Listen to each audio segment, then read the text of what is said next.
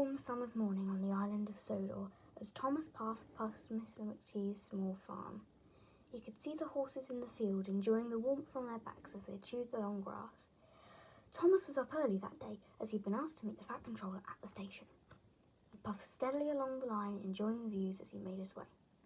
"I wonder what the Fat Controller needs to see me for so early," Thomas said to his fireman. Thomas soon arrived at the station. The Fat Controller was waiting for him on the platform. He smiled broadly as Thomas came to a stop. "Good morning, Thomas," he said in a jolly voice. "Good morning, sir," Thomas replied. "What a beautiful summer's day it is."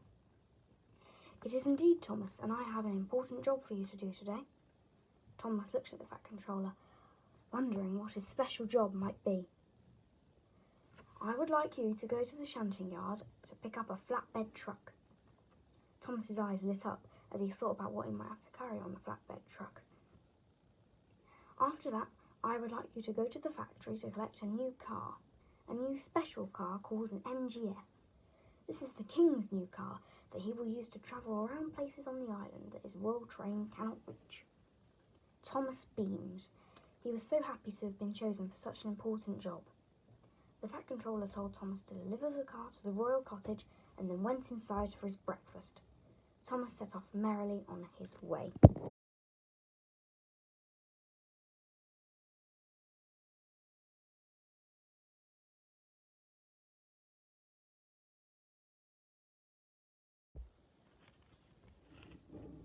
When Thomas arrived at the shunting yard, he saw Percy, who was busy shunting trucks that would later go to the docks.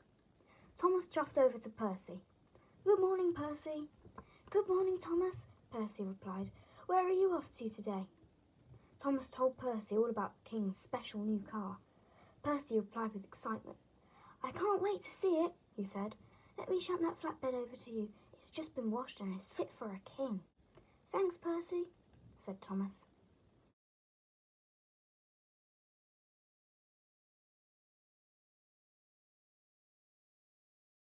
Percy shunted the flatbed over and Thomas's fireman coupled it up.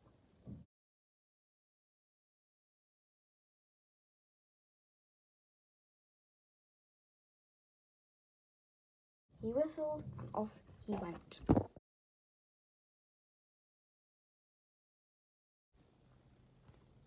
As he steamed along, Thomas thought about the car he would pick up.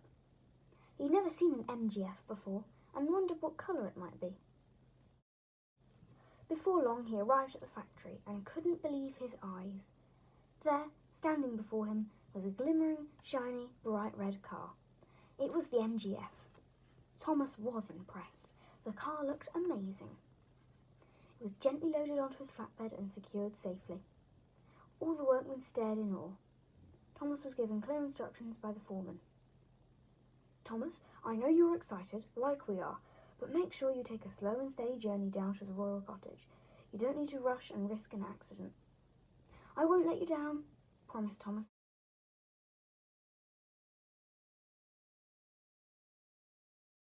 And slowly departed. Thomas felt very important as he made his way. People stopped and waved. Toby rang his bell as Thomas carefully passed.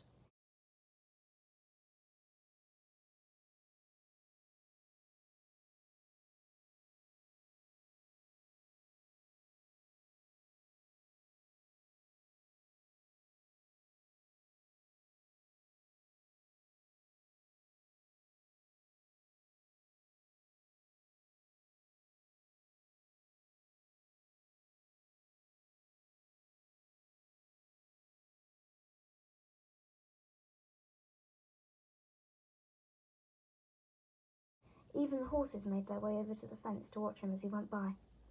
He chuffed steadily on, past Monument Hill, and there in the distance he could see the royal cottage. Thomas felt nervous, but he was beaming in joy. He pulled up to the cottage, and there, waiting for him, was the King and Queen. "Ah, Thomas, there you are. Have you had a good journey?" the King asked.